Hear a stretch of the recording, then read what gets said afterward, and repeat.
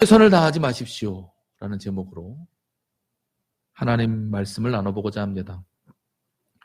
사울이 죽고 이스라엘의 왕이 될 줄 알았던 다윗은 하나님의 명령을 따라 헤브론이라고 하는 지역으로 갔습니다. 그리고 거기서 12지파의 왕이 아닌 한 지파의 왕이 되었습니다. 7년 6개월이라고 하는 짧지 않은 기간을 그곳에서 보낸 다윗은 이제 우리가 읽은 6장에서 드디어 이스라엘 전체의 왕이 되었습니다. 다윗은 이스라엘의 왕이 되고 가장 먼저 이스라엘의 중심에 있었던 예루살렘을 정복했습니다. 여부수 족속이 살고 있던 예루살렘은 아무도 침략하지 않는 땅으로 유명했습니다. 그곳은 이상한 이야기들이 가득한 음침한 곳이었기 때문입니다. 그리고 지형적으로 누구도 침범할 수 없는 난공불락의 요새였기도 합니다. 그러나 다윗은 그곳을 무서워하지 않았습니다. 그곳에서 벌어지는 수많은 일들이 다 거짓이라는 것을 알고 있었습니다. 그리고 이제 다윗은 그곳을 점령하고 그곳을 이스라엘의 수도로 삼았습니다. 그리고 이제 오늘 6장으로 넘어와서 다윗은 잃어버렸던 하나님의 궤, 언약궤를 지금 이스라엘 예루살렘으로 가지고 오려고 하고 있습니다. 언약궤는 30년 전에 블레셋과의 전쟁으로 블레셋에 빼앗겼던 적이 있습니다. 그리고 여러 가지 우여곡절 끝에 언약궤는 다시 이스라엘로 돌아왔지만 돌아온 언약궤를 구경하러 나온 모든 사람이 한자리에서 죽는 사건을 시작으로 사람들은 언약궤를 무서워하기 시작했습니다. 그리고 언약궤를 잘 몰랐던 것으로 생각되는 기랏 여아림에 있는 아비나답이라고 하는 사람의 집에 언약궤를 버려두었습니다. 그렇게 오랜 시간 사람들은 언약궤를 잃어버리고 관심 없는 듯 그렇게 오랜 시간을 살았습니다.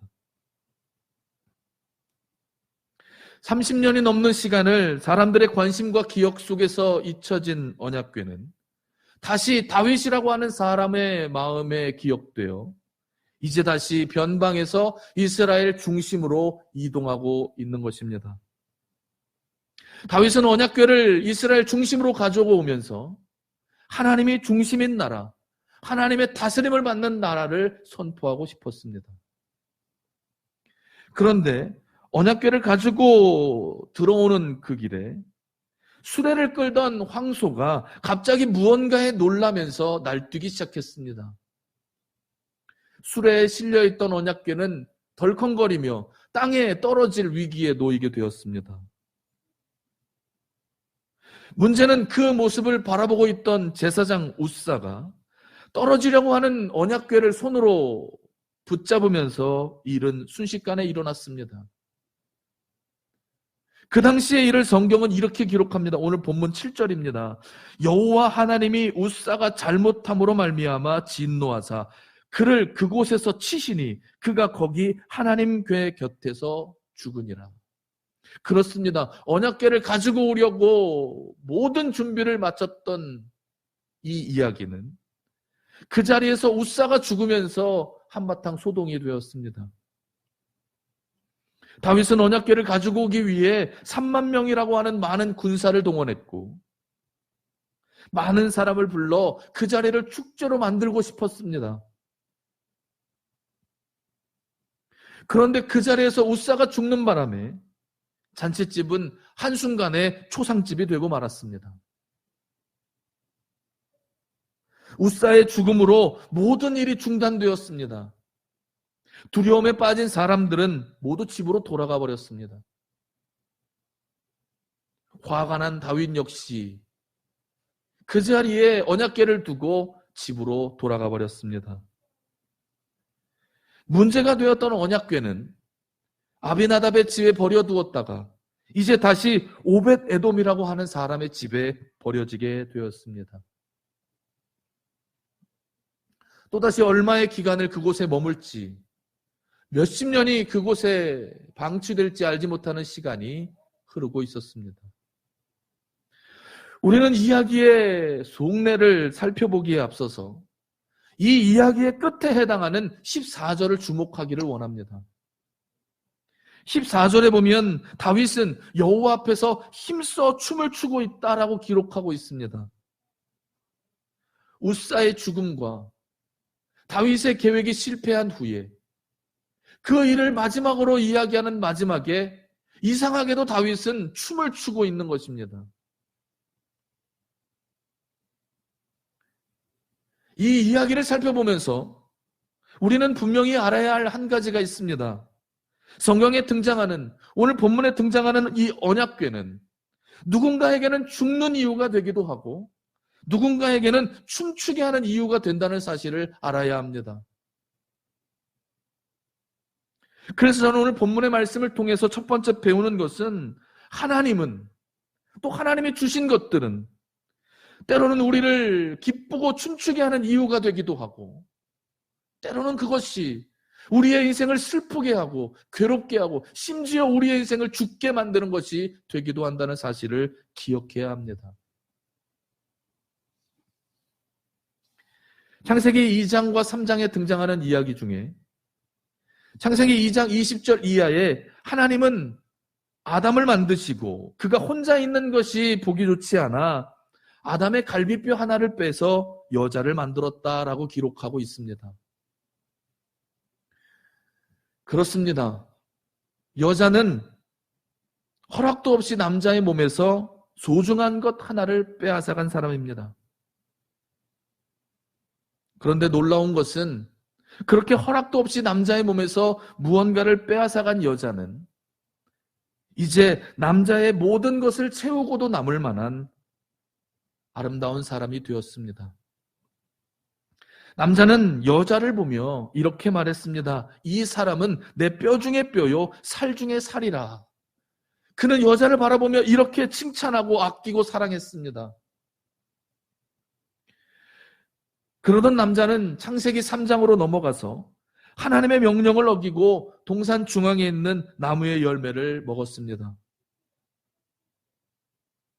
아담에게 찾아와 왜 먹지 말라고 하는 열매를 먹었느냐 말씀하시는 하나님의 질문에 남자는 하나님께 이렇게 말합니다. 아담이 3장 12절입니다. 창세기 3장 12절입니다. 아담이 이르되 하나님이 주셔서 나와 함께 하게 하신 여자 그가 그 나무의 열매를 내게 줌으로 내가 먹었나이다. 얼마 전까지 남자의 모든 것을 채우고도 남을 만한 아름다웠던 여자는 인간의 타락 이후에 남자를 가장 비참하게 만드는 이유가 되었습니다. 여자는 남자의 인생을 가장 행복하게 만드는 사람이었고 어느새 남자의 인생을 가장 불행하게 만드는 사람이 되었습니다. 저는 하나님이 우리에게 주신 모든 것들이 우리를 행복하게 만든다고 생각하지 않습니다. 하나님이 주신 것들이 우리에게 행복하고 즐겁게 하며 우리의 인생을 춤추게 만드는 것은 사실이지만 때로는 그것이 우리의 인생에 찾아와 우리를 불행하게도 하고 우리를 낙심하게도 하며 심지어 우리를 죽게 만들기도 합니다. 여러분 한번 마음속으로 생각해 보십시오. 돈은 좋은 것입니까? 나쁜 것입니까? 명예는 좋은 겁니까? 나쁜 겁니까? 건강은 좋은 겁니까? 나쁜 겁니까? 여러분의 곁에 있는 아내와 남편, 여러분의 아이들, 여러분의 가족, 여러분의 직장은 좋은 겁니까? 나쁜 겁니까? 우리는 선뜻 그것이 좋은 거라고 말할 수 있겠지만 어떤 사람들에게는 쉽지 않은 대답일 거라고 저는 생각이 듭니다. 그렇다면 우리는 왜 하나님이 주신 이 많은 것들을 가지고 행복하게 살지 못할까요? 심지어 그것들을 가지고 불행하게 살며 서로 다투고 싸우며 왜 우리의 인생을 죽음으로 몰아가고 있는 것일까요? 우리의 인생에서 이 이유를 찾는 것은 굉장히 어려운 일입니다. 그러나 오늘 본문에서는 그 이유를 찾는 것이 굉장히 간단한 일입니다. 이유는 말씀이 사라졌기 때문입니다. 여러분은 우사가 왜 죽었다고 생각하십니까? 어떤 사람은 이렇게 말할 수 있겠습니다. 그러면 떨어지는 언약궤를 가만히 보고 있습니까? 땅에 떨어져 부서질 것을 뻔히 알면서도 그것을 지켜보아야 합니까? 라고 말할지도 모릅니다. 성경이 말하고 있듯이 하나님은 왜 우사를 치셨을까요? 우사는 도대체 무슨 잘못을 했기에 그 엄청난 벌을 받게 된 것일까요? 이것을 고민했던 많은 신학자들이 공통적으로 말하는 한 가지가 있습니다. 그것은 우사가 하나님의 말씀을 지키지 않았다는 것입니다. 민수기 4장 15절에는 하나님의 언약궤를 운반하는 법이 기록되어 있습니다. 성경에 따르면 언약궤는 양 끝에 네 개의 고리를 가지고 있습니다. 그리고 그 고리는 짝을 이루어 막대기에 연결된 긴 막대기를 가지고 있습니다. 민수기 4장 15절은 이렇게 말합니다. 그 언약궤를 고핫 자손이 어깨에 메고 운반해야 한다고 말합니다. 그리고 그 뒤를 따라 이렇게 말합니다. 어떠한 경우에도 언약궤를 만지지 마라. 만지는 날에는 그가 죽을 것이다 라고 기록하고 있습니다. 갑작스러운 일에 어쩔 수 없어 보이는 이 우사의 사건은 정확히 보면 하나님의 말씀을 무시한 한 사람의 이야기로 보는 것이 더 타당합니다. 그렇습니다. 하나님의 일에는 하나님의 방법이 있습니다. 직장마다 지켜야 되는 법과 절차가 있는 것처럼 하나님의 일에도 우리가 반드시 지켜야 될 하나님의 방법이 있다는 사실을 우리는 기억해야 합니다. 우리는 때로 하나님이 기뻐하신다고 내 마음대로 할 수 있다고 착각합니다. 이것은 하나님이 좋아하시니까, 하나님이 기뻐하시니까, 하나님이 원하시니까 언제든지 해도 된다고 착각합니다. 그러나 성경은 우리에게 경고합니다. 하나님의 법을 무시하지 마라. 하나님의 때를 무시하지 말라고 우리에게 경고합니다. 우사는 하나님의 일에는 관심이 있었지만 하나님의 방법에는 관심이 없는 사람입니다. 자기가 지금 무엇을 하고 있는지는 분명히 알았지만 그것을 어떻게 해야 하는지는 알지 못했던 사람입니다. 모든 일들을 열심과 정성으로 준비했던 사람이에요. 누구보다도 최선을 다해서 그 무엇을 준비했던 사람임에 분명하지만 그는 하나님의 마음과는 멀어져 있는 사람이었습니다. 여러분은 혹시 사자와 소의 사랑 이야기를 들어본 적이 있으십니까? 어느 날 사자와 소가 서로 사랑했습니다. 어떻게 사랑했는지는 알 수 없지만 이들은 깊이 서로를 사랑했습니다. 소를 너무나 사랑했던 사자는 소를 위해 온 산을 돌아다니며 신선한 고기를 잡아 음식을 준비했습니다. 마찬가지로 사자를 너무나 사랑했던 소는 온 들판을 돌아다니며 신선하고 맛있는 풀들로 음식을 준비했습니다. 사자가 준비한 신선한 음식은 소는 너무 먹기가 힘들었습니다. 같은 이유로 사자도 소가 준비한 음식을 먹기가 굉장히 어려웠습니다. 그러나 그들은 서로 속으로 이렇게 말하며 꾹꾹 참았습니다. 사랑하니까, 사랑하니까. 그러나 이들은 점점 지쳐갔습니다. 속내를 드러내지 못했던 그들은 끝내 헤어지고 말았습니다. 이들이 헤어지면서 서로에게 했던 말이 있습니다. 그들은 서로에게 이렇게 말합니다. 나는 최선을 다했어. 나는 할 만큼 했어. 3만 명이나 되는 군사를 준비하고 멋있는 수레와 아름다운 악기들을 준비하며 다윗과 우사는 이렇게 생각했는지도 모릅니다. 이 정도면 됐다. 우리는 최선을 다했다. 우리는 할 만큼 했다라고 말했는지도 모릅니다. 그러나 이들에게 빠져 있는 것은 하나님의 방법입니다. 이들은 최선을 다해서 준비했는지 모르지만, 할 만큼 했는지는 모르지만, 할 수 있는 최선의 노력을 했는지는 모르지만 하나님의 방법을 무시했습니다. 결국 하나님을 무시한 겁니다. 하나님의 방법과 생각을 무시한 최선과 열정은 결국 웃사를 죽음으로 몰게 되었습니다. 앞에서 말씀드린 아담과 하와의 이야기도 마찬가지가 아닙니까? 하나님은 이들에게 동산 중앙에 있는 나무의 열매를 먹지 말라고 경고하셨습니다. 그리고 분명히 말씀하셨습니다. 그 열매를 먹는 날에는 정령 죽으리라. 하나님은 이들에게 분명히 경고했고 말씀하셨지만 이들은 하나님의 말씀을 무시했습니다. 하나님의 말씀을 잃어버렸습니다. 마음대로 해도 된다는 그 생각으로 하루하루를 살았습니다. 우리는 하나님이 주신 것들을 잘 사용하기 위해서 하나님의 방법을 배워야 합니다.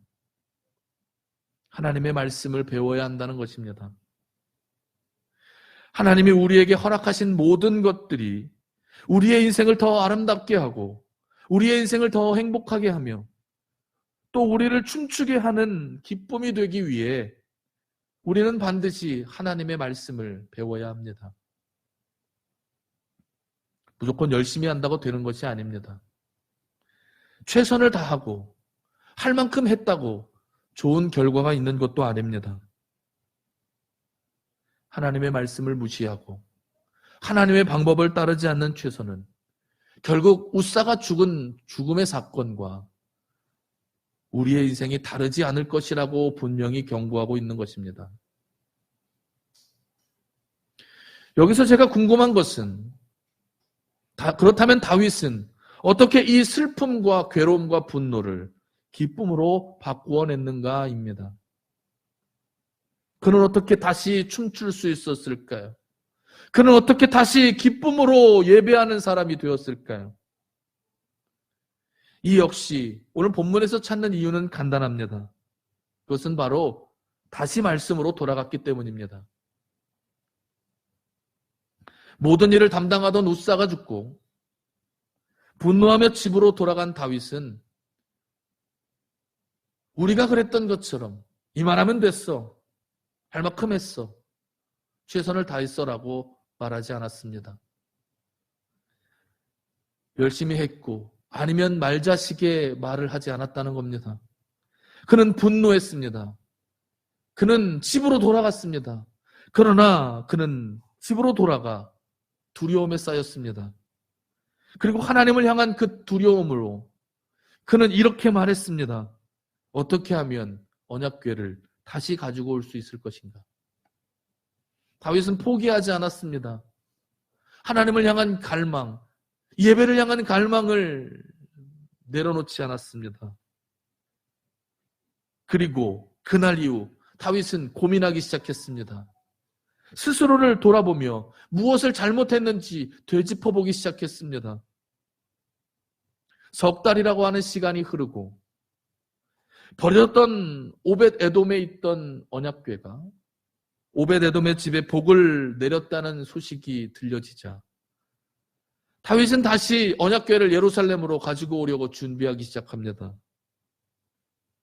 그리고 13절 이후에 우리가 주목하는 것은 다윗은 우리가 생각하는 것보다 많이 바뀌어 있습니다. 그는 다시 언약궤를 수레에 싣지 않았습니다.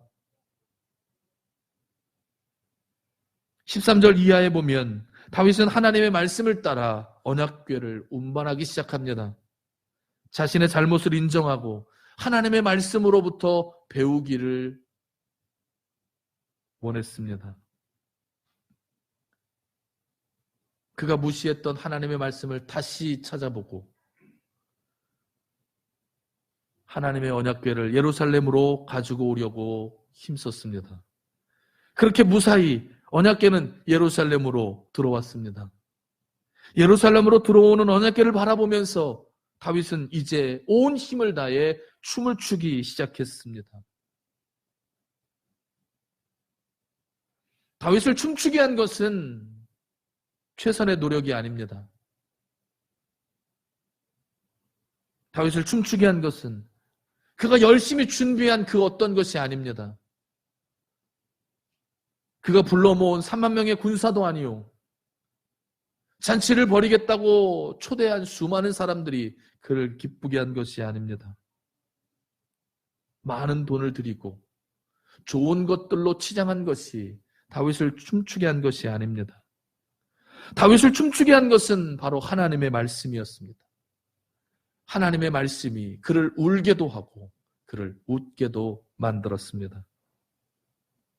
하나님의 말씀이 없는 최선과 노력은, 흔히 우리가 말하는 할 만큼 했다고 말하는 그 노력들은 오히려 우리를 좌절하게 하고 슬프게 하고 분노하게 한다는 사실을 우리는 기억해야 합니다. 그런 의미에서 저는 우리가 최선을 다하지 않기를 바랍니다.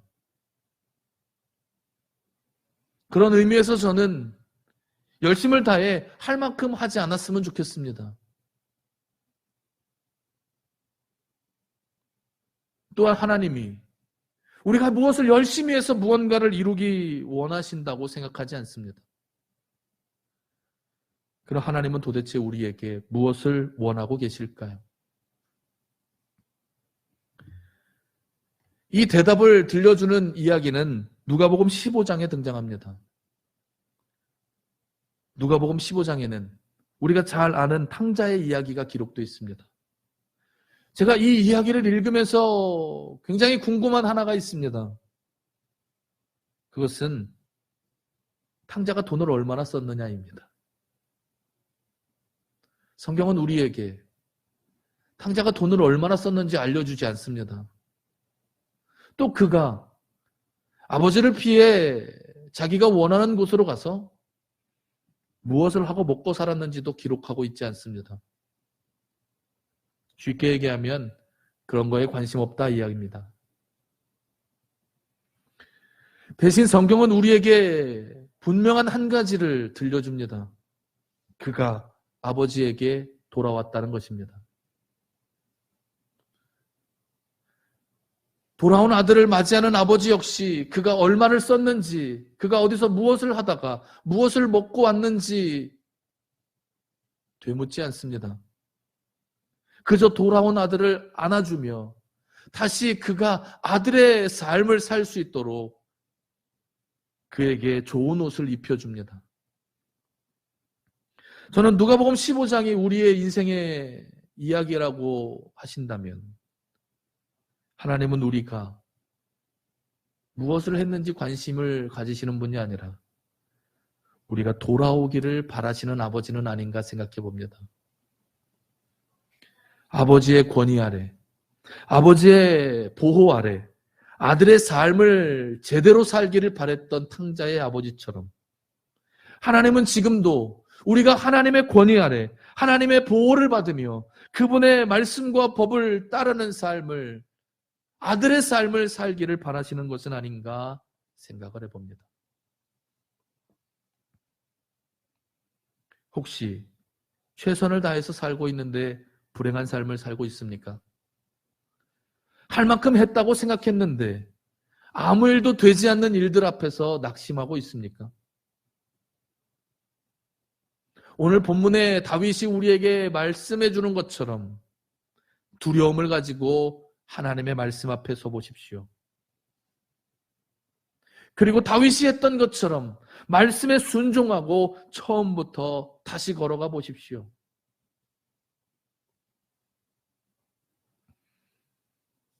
말씀으로 돌아간 다윗은 다시 언약궤를 예루살렘으로 가지고 오면서 6걸음 걷고 예배했다라는 말씀이 기록되어 있습니다. 저는 이 한마디의 말씀을 놓고 상상을 해봅니다. 6걸음을 걷고 예배하고 6걸음을 걷고 예배하는 다윗의 모습을 바라보며 그 길이 얼마나 더디고 멀었는지를 상상해 봅니다. 얼마나 많은 시간과 얼마나 많은 돈이 들였는지를 상상해 봅니다. 엄청나게 오랜 시간과 엄청나게 많은 재물들이 소요되었을 것입니다. 어떤 사람은 그 모습을 바라보며 답답하다고 말할 수 있고, 어떤 사람은 지루하다고 말할 것이며, 어떤 사람은 아깝다고 말했는지도 모릅니다. 그러나 우리는 반드시 기억해야 합니다. 빨리 가려고 언약궤를 수레에 실었던 웃사는 죽었고, 더디지만 언약궤를 어깨에 메고 6걸음 걸을 때마다 예배를 드렸던 다윗은 지금 춤을 추고 있다는 사실을 기억해야 합니다. 이제 말씀을 마무리하려고 합니다. 하나님은 우리에게 많은 것을 주셨습니다.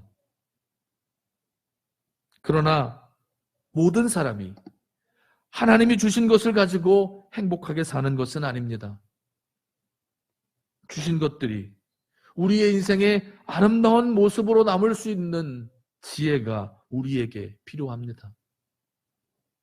오늘 본문의 말씀에서 다윗은 우리의 인생을 행복하게 하고 우리의 인생을 아름답게 하며 우리의 인생을 춤추게 만드는 것이 하나님의 말씀이라고 가르쳐 줍니다. 여러분의 인생을 춤추게 하는 것은 무엇입니까? 여러분의 인생을 죽음으로 내모는 것은 또한 무엇입니까? 오늘 본문의 이야기에서 우리의 노력과 최선이 우리의 인생을 행복하고 춤추게 한다고 말하지 않는다는 사실을 기억하십시오. 느리지만 예배하는 사람이 춤을 춥니다. 답답하지만 하나님의 말씀에 순종하는 사람이 춤을 출 수 있습니다. 때로는 그 길이 누군가에겐 지루해 보이고 누군가에게는 안타까워 보이며 누군가에게는 답답해 보일지라도 우리에게 그 길이 생명이라는 사실을 잊지 말았으면 합니다. 다윗이 6걸음 걷고 예배했던 그 모습이 6일을 살고 예배하는 우리의 모습과 다르지 않았으면 합니다. 말씀을 마치면서 여러분의 삶에 하나님의 말씀이 기준이 되기를 바랍니다. 그 말씀이 여러분의 인생을 행복하게 하고 그 말씀이 여러분의 인생을 아름답게 할 줄로 믿습니다.